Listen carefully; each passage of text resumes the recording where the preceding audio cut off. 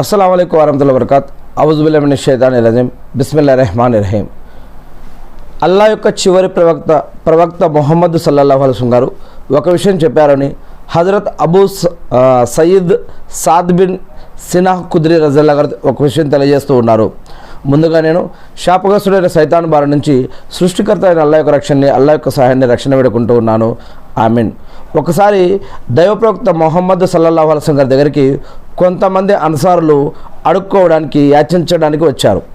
అప్పుడు ప్రవక్త ముహమ్మద్ సల్లల్లాహు అలైహి వసల్లం గారిని ఆ యొక్క అన్సారులు ప్రవక్త ముహమ్మద్ సల్లల్లాహు అలైహి వసల్లం గారిని యాచించగా అంటే అడుక్కోగా ప్రవక్త ముహమ్మద్ సల్లల్లాహు అలైహి వసల్లం గారి దగ్గర ఉన్న దాంట్లో నుంచి కొంత ఇచ్చారు. వారు మళ్ళీ అడుక్కున్నారు. అడుక్కుంటే మళ్ళీ ఇంకొంత ఇచ్చారు. మళ్ళీ అడుక్కున్నారు. ఇక ప్రవక్త ముహమ్మద్ సల్లల్లాహు అలైహి వసల్లం గారి దగ్గర ఉన్నదంతా కూడా వారికి ఇచ్చేశారు. దాని తర్వాత ప్రవక్త ముహమ్మద్ సల్లల్లాహు అలైహి వసల్లం గారు వారికి ఒక విషయం చెప్పారు. ఏ విషయం అంటే, నా వద్దకు ఏ కొంత ధనం వచ్చినా కూడా నేను దాన్ని నిల్వ చేసుకోను, దానిని ఖర్చు పెడతానో లేదా ఇతరులకి పంచిపెట్టేస్తాను. ఎవడైతే యాచించకుండా, అడుక్కోకుండా బ్రతకడానికి ప్రయత్నిస్తాడో మరి అటువంటి వాడికి అల్లా కాపాడుతాడు. నిరపేక్షాభావం మనసులో నిరపేక్షాభావం, ఇతరులపైన ఆధారపడకుండా ఎవరైతే జీవించాలని ప్రయత్నిస్తాడో, ఇతరులపైన ఆధారపడి జీవించకుండా నా సొంతగా నేను కష్టపడి జీవించాలని ఎవరైతే ప్రయత్నిస్తారో అటువంటి వారిని అల్లా కాపాడుతాడు అని, అటువంటి వారికి అల్లా వారికి నిరపేక్షపరుడుగానే వారికి అటువంటి సహనాన్ని, స్థైర్యాన్ని ప్రసాదిస్తాడు అని, సహనం కోరే వ్యక్తికి అల్లా సహనం వహించే సద్బుద్ధిని వారికి ప్రసాదిస్తాడు అని, దేవుడు మనిషికి ఇచ్చిన కానుకల్లో గొప్ప కానుక ఏమిటి అంటే ఓర్పు, సహనం. ఇవి మంచి మేలైన విశాలమైన కానుకలని, వీటికి మించిన కానుక మరొకటి లేదు అని ప్రవక్త ముహమ్మద్ సల్లల్లాహు అలైహి వసల్లం గారు చెప్పారు అని మరి ఈ యొక్క సహాబా గారు తెలియజేస్తున్నారు. ఓర్పు, సహనం అనేది చాలా పెద్ద విలువైన దైవ కానుకలని ప్రవక్త ముహమ్మద్ సల్లల్లాహు అలైహి వసల్లం గారు చెప్తూ ఉన్నారు. ఎన్ని కష్టాలు, నష్టాలు, బాధలు, ఇబ్బందులు వచ్చినా మనం సాధ్యమైనంత వరకు కష్టపడి జీవించడం కోసం ప్రయత్నించాలి. అడుక్కొని జీవించడం కోసం ప్రయత్నించకూడదు. మనం న్యాయబద్ధంగా మంచి పద్ధతిలో కష్టపడి జీవించాలి. అన్యాయం చేయకూడదు, మోసం చేయకూడదు, అక్రమాలు చేయకూడదు, మరి అగత్యాలు చేయకూడదు, నేరాలు ఘోరాలు చేయకూడదు, ఇతరుల యొక్క ఆస్తి, ఇతరుల యొక్క సొమ్ము కొల్లగొట్టకూడదు, ఇతరుల యొక్క భూమి దొంగతనం చేయకూడదు, ఇతరుల యొక్క వస్తువులుగా దొంగతనం చేయకూడదు, ఇతరులని మోసం చేసి బతకకూడదు. ఒక విషయం. రెండవది, ఇతరుల నుంచి ఎవరైనా మాకు ఫ్రీ గిఫ్ట్లు కానీ, ఫ్రీ పథకాలు కానీ, ఏదైనా ఫ్రీగా వస్తుందా అని ఆశపడకూడదు, ఎదురు చూడకూడదు. కష్టపడి జీవించడం కోసం ప్రయత్నించాలి. మరియు అడుక్కొని బ్రతకడాన్ని వృత్తిగా చేసుకొని జీవించకూడదు. అడుక్కొని బ్రతకడం వృత్తిగా, అదే ఒక వ్యాపారంగా, అది ఒక బిజినెస్గా, అది ఒక పనిగా పెట్టుకొని జీవించకూడదు. ఏదో ఒక పని చేసుకొని బ్రతకాలి అని ప్రవక్త ముహమ్మద్ సల్లల్లాహు అలైహి వసల్లం గారు తెలియజేస్తూ ఉన్నారు. మరియు ఇస్లాంలో చెప్పడం జరిగింది, ఓర్పు మరియు సహనం ఇవి దేవుడిచ్చిన గొప్ప కానుకలని చెప్పడం జరిగింది. అంటే మనం ఎటువంటి సమయంలోనైనా ఓర్పు వహించాలి. సపోజ్ సమాజాన్ని చూసి మనం కోరికలు తెచ్చుకోకూడదు. దేవుడు మనల్ని ఎలా పెట్టాడో దాన్ని ఇష్టపడి అలానే జీవిస్తూ ఉండాలి. ఇతరులని దేవుడు కొంతమందికి ఇచ్చి ఇస్తాడు, కొంతమందికి తీసుకొని పరీక్షిస్తాడు. కొంతమందికి ఖురాన్ మరియు హదీసుల ఆధారంగా చూసినట్లయితే దేవుడు సృష్టికర్త అయినటువంటి అల్లాహ్ సుబ్హానహు వ తఆలా కొంతమందికి సంతానాన్ని ఇచ్చి పరీక్షిస్తా అంటున్నాడు, కొంతమందికి సంతానాన్ని తీసుకొని పరీక్షిస్తా అంటున్నాడు. కొంతమందికి ఆస్తిపాస్తులు, ధనము, అధికారము ఇచ్చి పరీక్షిస్తా అంటున్నాడు, కొంతమందికి తీసుకొని పరీక్షిస్తా అంటున్నాడు, కొంతమందికి అది ఇవ్వకుండానే పరీక్షిస్తా అంటున్నాడు. మరి కొంతమందికి పేదవారిగా, కొంతమందికి ధనికులుగా, కొంతమందిని అంగవైకల్యులుగా, మరి కొంతమందిని మంచి ఆరోగ్యవంతులుగా, మరి అనేక రకాలుగా, కొంతమంది ఆడవారిగా, మగవారిగా, చిన్నవారిగా, పెద్దవారిగా, మరి ఏ కలర్లో పుట్టాలి, ఏ ప్రాంతంలో పుట్టాలి, ఎవరికి పుట్టాలి, ఎలా పుట్టాలి, ఏం సంపాదించాలి, ఎలా జీవించాలి, వారి యొక్క తక్దీర్.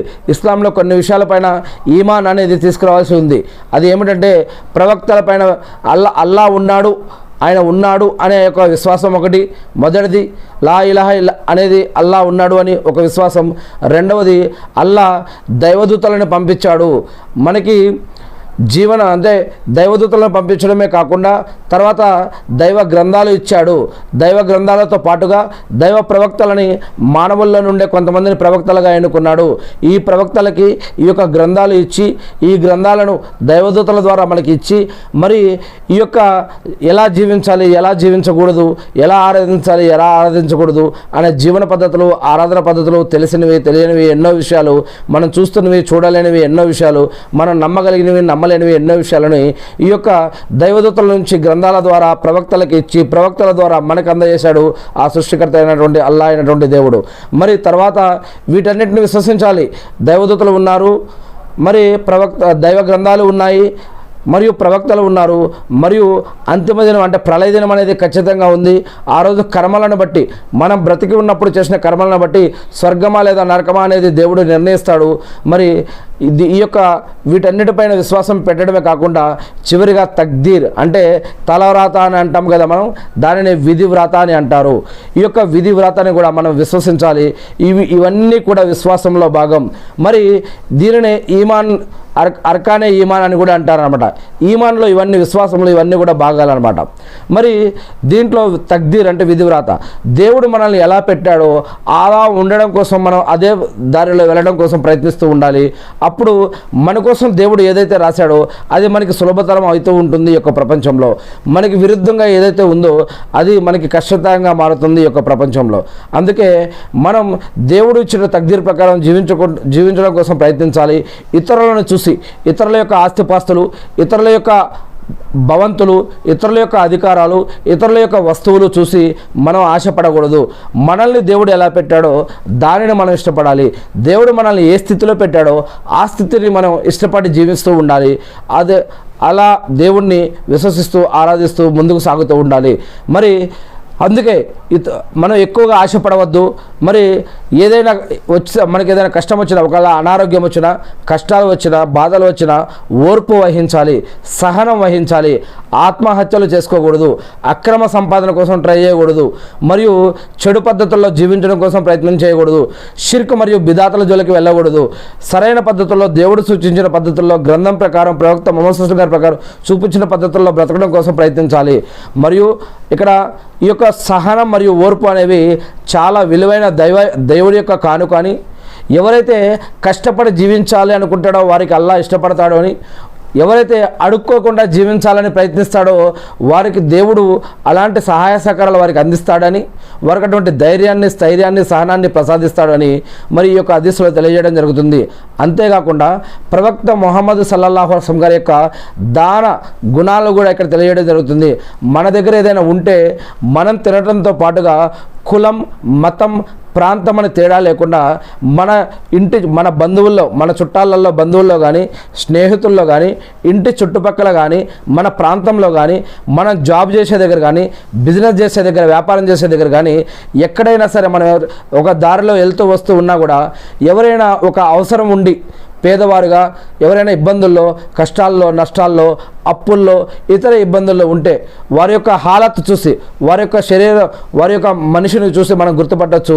వారి యొక్క వస్త్రాలు, బట్టలు చూసి వారి యొక్క బాధలు ఎలా ఉంటాయి, వారు ఏం తింటున్నారు, ఎలా ఉంటున్నారు, ఇలాంటివి ఏవైనా మనకు తెలిస్తే, దాంట్లో పేదవారు ఎవరో అని మనకు అనిపిస్తే కనుక అటువంటి వారికి సహాయ సహకారాలు అందించాలి. కులం, మతం, ప్రాంతం ఏదైనా సరే పర్వాలేదు. మనం ఇటువంటి వారందరికీ కూడా దేవుడు మనకి శక్తి కనుక ఇస్తే, సంపాదించే శక్తి కనుక ఇస్తే ఇటువంటి వారందరికీ కూడా సహాయ సహకారాలు చేస్తూ ముందుకు జీవితం గడపాలి అని ఇక్కడ ప్రవక్త ముహమ్మద్ సల్లల్లాహు అలైహి వసల్లం గారి యొక్క ఈ యొక్క హదీస్ ద్వారా కూడా మనకు అర్థమవుతుంది. ఆయన దగ్గరికి వచ్చిన వారికి అడిగితే మళ్ళా ఇవ్వటం, అడిగితే మళ్ళా ఇవ్వటం, అడిగితే మళ్ళా ఉన్నదంతా కూడా వారికి ఇవ్వటం ఈ విధంగా జరిగిందంటే ఇస్లాంలో కేవలం ఒక్క రంజాన్లోనే జకాత్ కాదు, సంవత్సరం మొత్తంలో కూడా జకాత్ అనేది ఉంటుంది. ఒక్క రంజాన్లోనే సదకా ఖైరాతులు, ఒక దాన ధర్మాలు ఒక రంజాన్లోనే కాదు, సంవత్సరం మొత్తం కూడా సదకా ఖైరాతులు, దాన ధర్మాలు అనేవి ఉంటాయి. అంటే మనకి దేవుడు ఏదైతే అవకాశాలు ఇచ్చాడో దానిని పొందుతూ మన మీద కొన్ని హక్కులు ఉన్నాయి. ఇరుగు పొరుగు వారిపైన, బంధువులపైన, స్నేహితులపైన, ఇంకా సమాజంలో అనేక బాధ్యతలు మనకి దేవుడు పెట్టాడు. అవి కూడా మనం చూసుకోవాలి. అందుకే ప్రవక్త ముహమ్మద్ సల్లల్లాహు అలైహి వసల్లం గారు ఒక విషయం చెప్పారని మనం ఇంతకుముందు హదీసుల్లో తెలుసుకున్నాం తెలుగు బుఖారీలో. ఏమని? ఒక శిష్యుడికి ప్రవక్త ముహమ్మద్ సల్లల్లాహు అలైహి వసల్లం గారు చెప్తున్నారు, నీ పైన నీవు నమాజులు చేస్తా అంటున్నావు, ఉపవాసం అంటున్నావు, ఖురాన్లో ఎక్కువగా చదువుతా అంటున్నావు. సరే, వీటన్నిటితో పాటుగా నీ పైన ఇంకొన్ని బాధ్యతలు ఉన్నాయి. నీ పైన నీ కంటికి హక్కు ఉంది, నీ యొక్క శరీరానికి హక్కు ఉంది, నీ యొక్క అవయవాలకి హక్కు ఉంది. నీవు నిద్ర కూడా పోవాలి, పెళ్లి కూడా చేసుకోవాలి, సంతానాన్ని కూడా కనాలి. అలానే సమాజంలో నీ ఇరుగు పొరుగు వారు, నీ స్నేహితులపైన, బంధువులపైన, ఇంకా అనేక విషయాలపైన నీకు హక్కు ఉంది, బాధ్యత ఉందని చెప్పడం జరుగుతుంది. మరి ఇలా మనం సంపాదించు సరైన బాధ్యతలో సరైన మార్గంలో సంపాదిస్తూ మనం జీవిస్తూ ఇతరులు కూడా సహాయం చేయాలి. అడుక్కోవడం కోసం ప్రయత్నించకూడదు.